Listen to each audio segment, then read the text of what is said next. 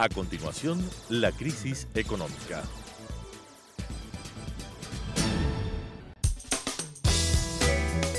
Clasificación B, bajo supervisión de un adulto.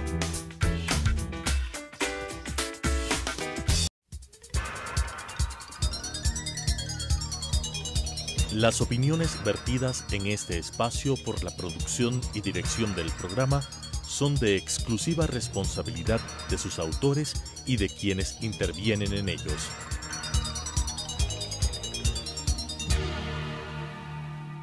Telesucesos Canal 29 UHF presenta La crisis económica, asuntos de tipo económico, financiero, fiscal, competitividad, sector externo, cómo restaurar los equilibrios macroeconómicos del país, cuáles son sus soluciones para restaurar no solamente los equilibrios, sino iniciar la recuperación económica que todos los ecuatorianos queremos en este país, con la conducción del economista César Robalino Gonzaga.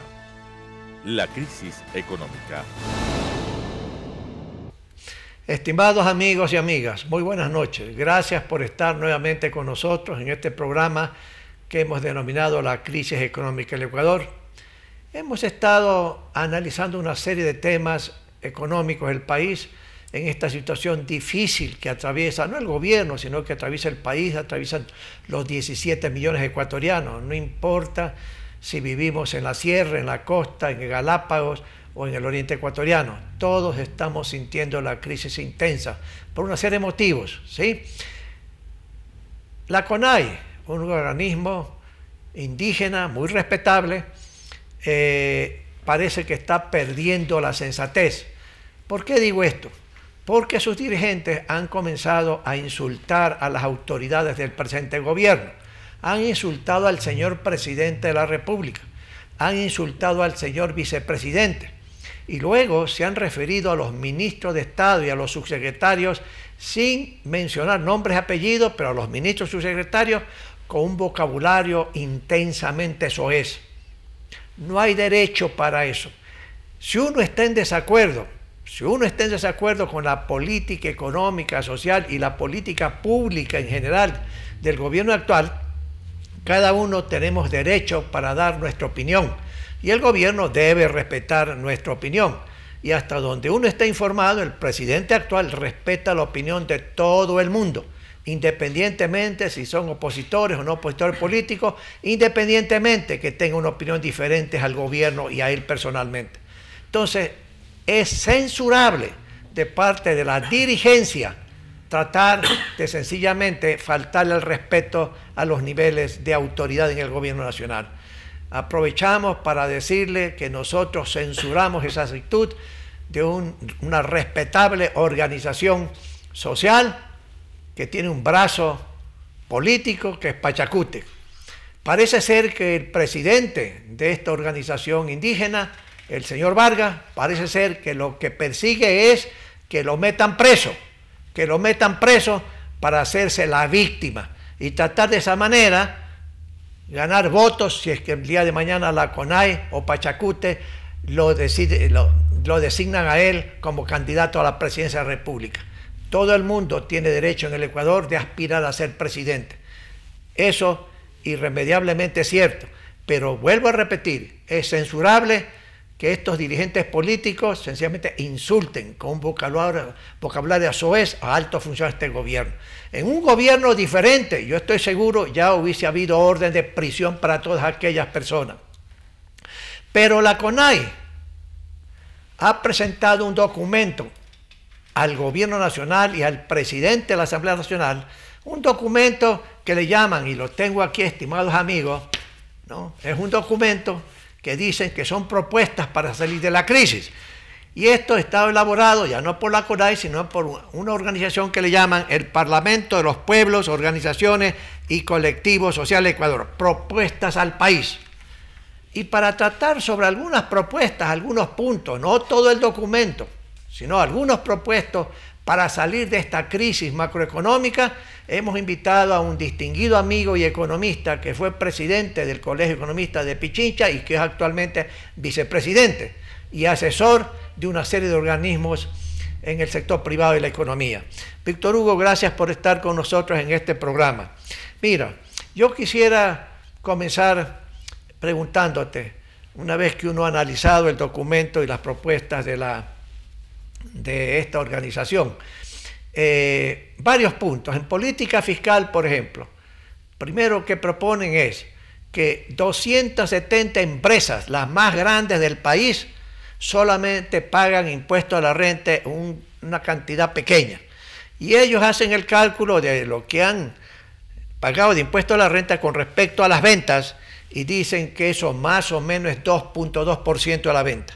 Y que ellos creen, como organización social, que en materia tributaria tiene que haber leyes que aumenten, incrementen al 4% eso, lo que indicaría un aumento del impuesto a la renta más del doble. Pero aparte de eso, en esta materia también proponen crear un impuesto al patrimonio de todas estas 270 empresas, ¿verdad? Entonces la pregunta que te hago es, suponiendo, yo creo que esto es irrealista totalmente, no tiene sentido, y ponerse a dialogar en una mesa con los proponentes de esto, yo personalmente diría, uno pierde tiempo, porque es una propuesta tan irreal que de repente no dan estímulos para sentarse a conversar. Pero suponiendo, solamente por suponer, algo irreal, pero suponiendo, Víctor Hugo, que estas dos propuestas en esta parte se hicieran realidad, ¿qué crees que pasaría con las empresas privadas, con las 270 empresas privadas? Bueno, César, son 270 grupos que abarcan a 4.000 empresas. Ajá. Y realmente es un grupo empresarial muy significativo para nuestro país. Ajá. Pues están dando gran cantidad de trabajo, están determinando mano de obra para el país. Ajá, claro. Que es importante. El momento en que se les quiera imponer este tipo de impuestos, ajá, que duplican, que crecen muy significativamente el impuesto a la renta, porque no es un cálculo parcial, aparentemente no pasaría nada con el 2%, pero ya matemáticamente haciendo los cálculos, quienes conocemos, ¿no es cierto?, quienes hacemos estudios todos los pasaría a ser el doble de pago de impuesto a la renta. Actualmente ahuyentaríamos César, la inversión. Claro, actualmente el impuesto a la renta a las empresas es 25%. Pasaría al 50% al más 50% o más. O más, ¿no es cierto? Y eso, como tú dices, mataría todas las inversiones. Las empresas estarían dispuestas a salir inmediatamente a Perú o a Colombia, claro, ¿no es cierto? Y han conversado, algunas han hecho sus cálculos matemáticos y lógicamente empezarían a perder. Y ninguna empresa invierte para perder, ¿no? Los únicos perdedores seríamos los ecuatorianos, porque el número de desempleados ya no sería el 67%, sino que superaría al 75-80%, que grosaría ese gran ejército de desempleados que existe este rato en el país y que es un problema social muy importante y muy grave, porque si mal no les recuerdo, todos quienes nos están mirando y escuchando, el tema del empleo es muy grave en el país. El gran empleador siempre fue el Estado. Claro. Y este rato, no solamente porque el Fondo Monetario Internacional ha condicionado, sino porque ya no tiene recursos. Recordemos que el Estado está gastando casi 10.000 millones anuales en el sector público, en el empleo. Entonces, lógicamente, el momento en que cierre definitivamente las puertas el sector privado, vamos a tener serios problemas en el sistema social. Y la parte más conveniente este rato es revisar la parte socioeconómica del país, la parte social, el desempleo. Y la propuesta de este grupo, que se ha denominado el Parlamento de los Pueblos, organizaciones y colectivos sociales del Ecuador, está haciendo propuestas para una economía centralmente dirigida. Es decir, quiere matar todo lo que es inversión privada. Y eso realmente creo que las autoridades del gobierno, el mismo presidente de la República, los cuerpos colegiados y quienes representamos, debemos hacer notar muy comedidamente a quienes están representando esto, que están matándole al país, están matando la inversión, están matando el sector privado.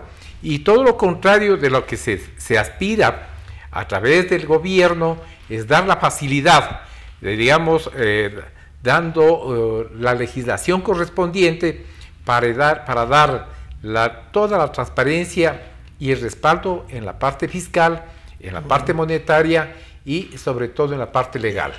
Ahora, fíjate, Víctor Hugo, además de la cuestión tributaria y otros asuntos de política fiscal, en otra parte que tiene que ver con la industria minera, metálica como oro, cobre, etcétera, y petrolera, ellos proponen no extractivismo, nada de petróleo, no minería, etcétera, etcétera. A mí personalmente me parece una propuesta totalmente irreal. ¿Cuánto le está dando, por ejemplo, el petróleo a la caja fiscal? ¿Cuánto le está dando el petróleo a la balanza de pago? Y los efectos dinámicos que se tienen internamente en el país. Y luego tenemos lo que es minería metálica.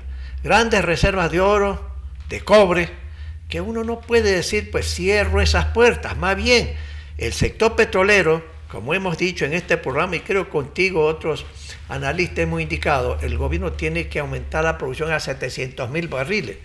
Y tiene que perforar una parte del Yasuní que el presidente actual prohibió, no obstante que sí es posible.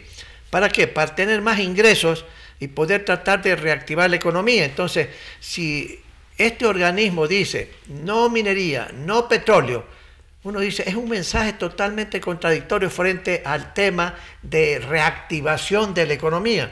¿Qué te parece este otro tema que proponen estos jóvenes? Mira, César, comenzando de digamos, el problema que hubo los primeros días de octubre, que fue por el retiro de los subsidios a los combustibles, que era lo más indicado, lo más adecuado, mal sociabilizado por el gobierno, mal asesorado en la parte de información. El señor presidente de la República, los correístas estaban atrás de este tema y obviamente pasó lo que pasó. Si no quieren nada y hay exigencias solamente de que queremos esto, queremos esto otro, pero no a la explotación petrolera, no a la explotación minera, ¿de dónde vamos a sacar recursos los ecuatorianos? Si sabemos que tenemos un déficit permanente en el presupuesto, si sabemos que hay mayores exigencias, si sabemos que requerimos que el país retorne al desarrollo económico que siempre ha tenido y que no tengamos para el año 2019 un decrecimiento dicho por el Fondo Monetario Internacional de menos de 0,5%, por lo menos lleguemos al punto de equilibrio.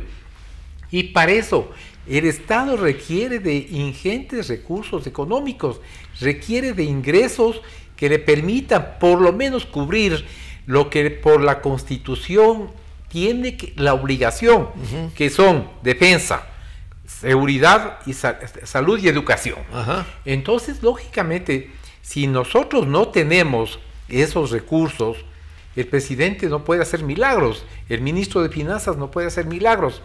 Ya negaron y mandaron el proyecto de ley de desarrollo económico, que me parecería ser que estaba exagerado, un tanto inconsulto. Nosotros estuvimos en la Asamblea Nacional dando nuestra opinión como Colegio de Economistas y lamentablemente no se debatió. Era también 30 días muy poco para que se conozca, se debata y obviamente un megaproyecto. Se saque un buen efecto de ese buen proyecto, pero con muy corto plazo y mezclado con muchas cosas que no eran solamente la parte sustancial, que era la parte económica. Ahora hay un nuevo proyecto que creemos nosotros que no reúne las condiciones del anterior y que no está tan bien claro. Sin embargo, pues creemos que ha habido una reacción de parte de la ciudadanía que entendemos se va a aprobar. Ya hubo una primera discusión en la Asamblea y de acuerdo a declaraciones de los señores asambleístas, está por aprobarse ya. Nosotros consideramos de que en algo alivianará la proforma del 2020, pero no en su totalidad. Si no le permiten al presidente de la República seguir gestionando mayor producción petrolera y permitir la extracción minera, tendremos problemas económicos no a mediano, a muy corto plazo. Ahora, Víctor Hugo, fíjate, La CONAIE, al sugerir no más petróleo, no más minería, etcétera, dicen, bueno, en términos de recursos, 2 fuentes de recursos, dicen ellos, ¿no? Aparte de esos aumentos a las 270 empresas más grandes, dicen, recuperen toda la plata que se robó el gobierno anterior, que son varios, decenas de miles de millones. Y luego, señores, no les pueden seguir regalando a los empresarios privados como le han regalado 4.000 y pico de millones con la remisión, recuerdas, de intereses y todo eso. Esa es la contraargumentación que hacen ellos mismos aquí en el documento. Y eso no es pues razonable. Todos estamos de acuerdo en que si es que el gobierno anterior perjudicó las arcas fiscales en 30, 35, 40, 70 mil millones, todos estamos de acuerdo que hay que recuperar esa plata. Pero el esfuerzo para eso va a tomar algunos años. Esto no es cuestión solamente de decir, oiga, los que se llevaron la plata, devuelvan. No, así no funciona esto. Todos quisiéramos que funcione, pero así no camina.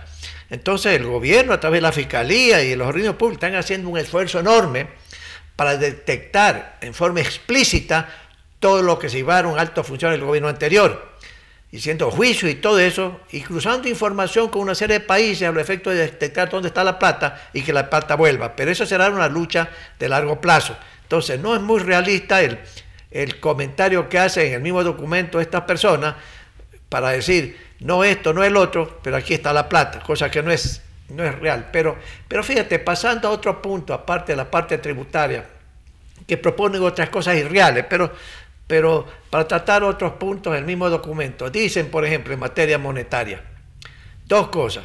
No se puede dar autonomía al Banco Central del Ecuador. En otras palabras, quieren que siga politizado, como lo politizó el gobierno anterior. Segundo, dicen, el dinero electrónico que se le ha dado a la banca que administra es un error, dicen. Eso tiene que volver al poder y administración del Banco Central en nombre del gobierno. Sobre esas 2 cosas, ¿qué nos puedes comentar? Bueno, vamos primero la parte importante que en algunos medios se ha aclarado y se debe seguir aclarando. Ajá. Que en ningún momento se condonó 4.500 millones de dólares. Claro, sí. Aquí hubo una remisión, es decir, había... ¿Qué significa eso, Víctor Hugo? Es, digamos, una negociación entre el SRI y el contribuyente. Que estaban litigando, claro, había juicios. Nosotros no somos jueces para decir quién tenía la razón. Ajá. Pero se debe aclarar primero que son 1.200 millones que recuperó el SRI y que no se condonó 4.500. La condonación de intereses, moras y multas ascendió más o menos a unos 1.000 millones de dólares, porque no es que todo el mundo se acogió, sino que hacen aparecer que son 4.500 millones, lo que es una falsedad total, y están mandando, digamos, un mensaje totalmente equivocado, irreal, falso en su totalidad, cuando realmente quien debió salir a aclarar inmediatamente es la autoridad de rentas, la directora de rentas, y decir, tanto se recuperó, y no es así como digamos, el asesor de los indígenas está diciendo. ¿Por qué sale a recitar de esa manera? Es muy peligroso el de decir esto cuando no se está bien informado y se daña la mente de la gente, de la ciudadanía. Eso como primero que quede bien claro para la ciudadanía de que no hubo tal. La remisión no es la primera vez que se hace. Ya. Se lo hizo en gobiernos anteriores. Del gobierno de Rafael Correa. Por 3 ocasiones en el gobierno del economista Rafael Correa. Ahora, en el segundo punto, se necesita autonomía en el Banco Central. Todos los bancos centrales del mundo tienen autonomía.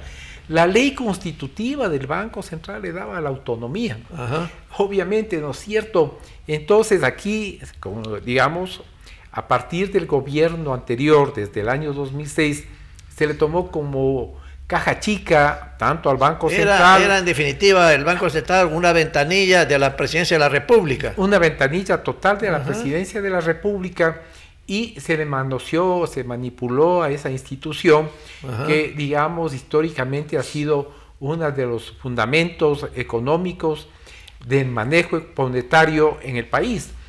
Ahora, ellos dicen que quieren que se implemente el dinero electrónico. El dinero electrónico es crear nuestra propia moneda.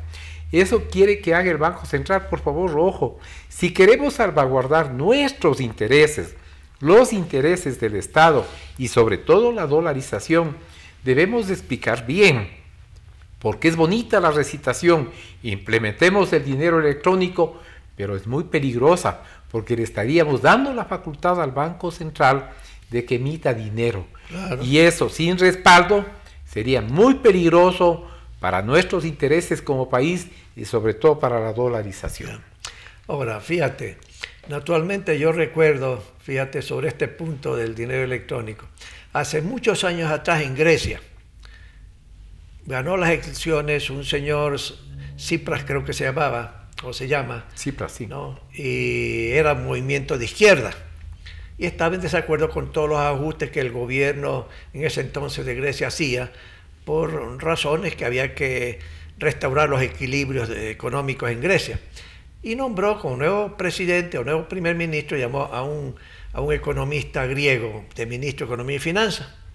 Y ese economista comenzó a sugerir y a tratar de convencer al gobernante de que Grecia debería salirse de la zona del euro y que había que crear una moneda propia para Grecia, ¿sí? El primer ministro comenzó a evaluar todo lo que le decía su ministro de Finanzas y dijo, si yo me salgo de la zona del euro, ¿sí? Grecia no tenía una moneda propia sino el euro, así es, que es la moneda europea. Estos son los costos que voy a tener. Si yo me quedo en la zona del euro, Europa me va a pedir una serie de acciones de política de ajuste para ir reparando toda la situación que me dejó el gobierno anterior.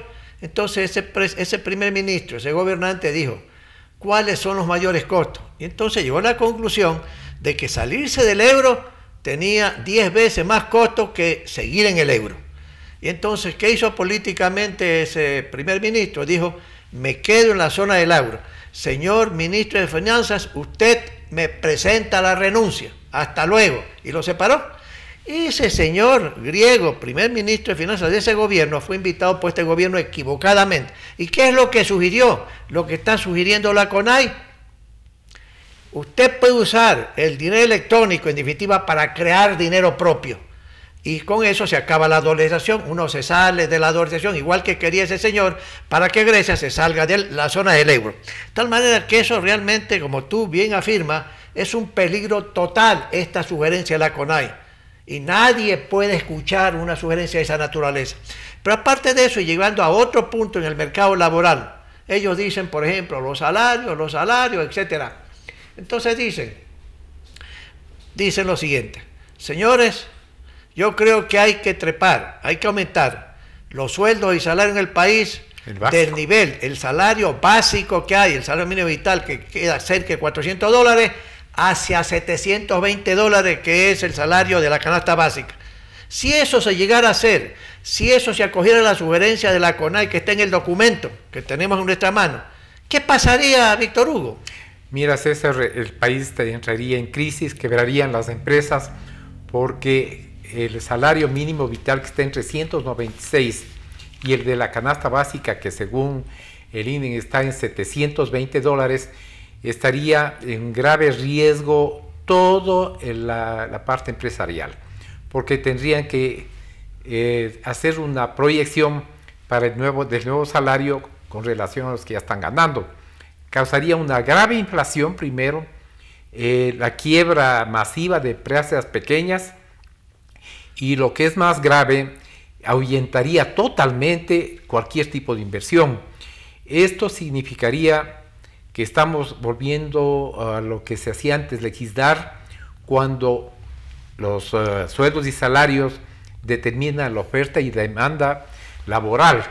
Aquí nosotros tenemos mucha oferta laboral, hay un desempleo completo.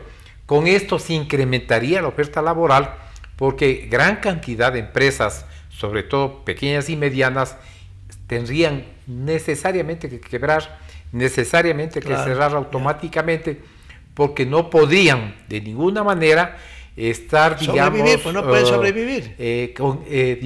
Con costos de mano de obra tan alto, ni siquiera ser competitivos internamente, peor externamente. Se verían necesariamente obligados a cerrar sus puertas, mandando a la desocupación a gran cantidad de ecuatorianos. Esto debe analizarse, porque no solamente hay que lanzar, digamos, una ponencia de este tipo, sino las consecuencias y las posibilidades de actuar. Esto es pedir, digamos, cosas imposibles de hacerlo, económicamente irrealizables, y lógicamente, técnicamente no se puede admitir, y el gobierno tiene que pararse de una vez por todas un poquito más duro y no permitir que le sigan ofendiendo ni crear jurisprudencia de cosas que están afectando a la armonía del país, al desarrollo socioeconómico y sobre todo al bienestar de los ecuatorianos. Gracias, Víctor Hugo. Estimados amigos, ustedes han escuchado a un experto en materia económica y hemos analizado solamente 4 o 5 puntos de los otros, de una serie de propuestas que hace este documento de la CONAI. Hemos visto en este análisis de estos 4 o 5 puntos que son totalmente irreales, son absurdos, que si se implementan destruyen al país, destruyen la economía, crearían más miseria, más hambre, más desocupación. O sea, sencillamente parece ser que la CONAI está totalmente desorientada. No saben realmente lo que está pasando en la economía. Y lo que pasa en la economía no es responsabilidad pues, de 270 empresarios de los grupos grandes que han quebrado al país. No es así. Ahora, nosotros estamos de acuerdo, este programa lo hemos dicho. Si hay un empresario que va de impuestos, tiene que ser castigado con todo el peso de la ley. Y no solamente empresarios, sino personas naturales. Y no digo que no haya evasión tributaria en el país. Y por eso es que varias veces hemos dicho en este programa, y Víctor Hugo también lo ha, en alguna otra reunión, se ha sostenido, que hay que fortalecer al SRI, que es la Oficina de Recaudación de Impuestos, hay que fortalecerle para la lucha contra la evasión tributaria. Hay que ampliar la base de contribuyentes, hay que ampliar las recaudaciones, sí, estamos de acuerdo en combatir la evasión tributaria, pero propuestas de estas que hace esta organización social sencillamente son irrealizables, no son correctas, totalmente fuera de la realidad. Parece ser, y les voy a dar un ejemplo para que vean lo imposible que es esto. Hay una equivalencia del ejemplo que voy a ustedes a indicar. Asumamos que uno de ustedes tiene una casa que vale $100,000.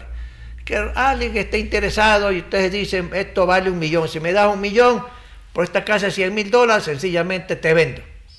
Y claro, el probable comprador dice, oiga, pues si no tiene sentido, pues $1 millón que usted pida. Si el mercado dice que vale 100,000, bueno, señor, yo estoy dispuesto a negociar, así que negociamos. Y todo comprador con esas diferencias se desanima y dice hasta luego. Así parece ser que son estas propuestas que dirá la dirigencia de la CONAI. Bueno, son propuestas, debatámoslas, sentémonos y conversemos sobre lo que hemos propuesto. Realmente es razonable y es racional ponerse en una mesa con los dirigentes o economistas que han asesorado mal a la CONAI sobre un documento y unas propuestas que llevarían a la quiebra a las empresas privadas. ¿Vale la pena ponerse a dialogar con propuestas de esta naturaleza? Yo les digo con toda franqueza, como ciudadano y economista, no tiene sentido. Habrá que decirle al organismo, oiga amigo, hágame propuestas adecuadas y estoy dispuesto a analizarlas. También el documento contiene, no voy a decir que no, que es necesario apoyar al desarrollo agropecuario. Sí, sí, sí, pero hay que saber cómo realmente se ayuda al sector agropecuario y al sector agropecuario que produce alimentos internos para la población, que somos 17 millones de ecuatorianos. Ahí sí, uno en forma general está de acuerdo. Hay que dar estímulo a la agricultura para producir mucho más, mucho más, mucho más. Y para combatir también la pobreza rural que sí existe. Amigos y amigas, hemos comentado las debilidades inmensas que tiene este documento y las propuestas de la CONAI. Gracias por estar con nosotros nuevamente y estaremos la próxima semana. Las opiniones vertidas en este espacio por la producción y dirección del programa son de exclusiva responsabilidad de sus autores y de quienes intervienen en ellos.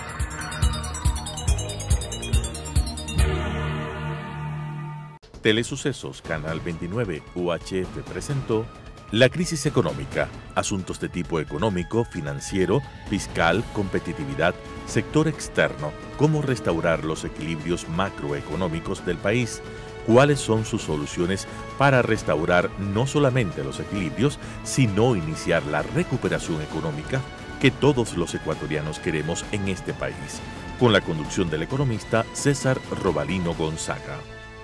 La crisis económica.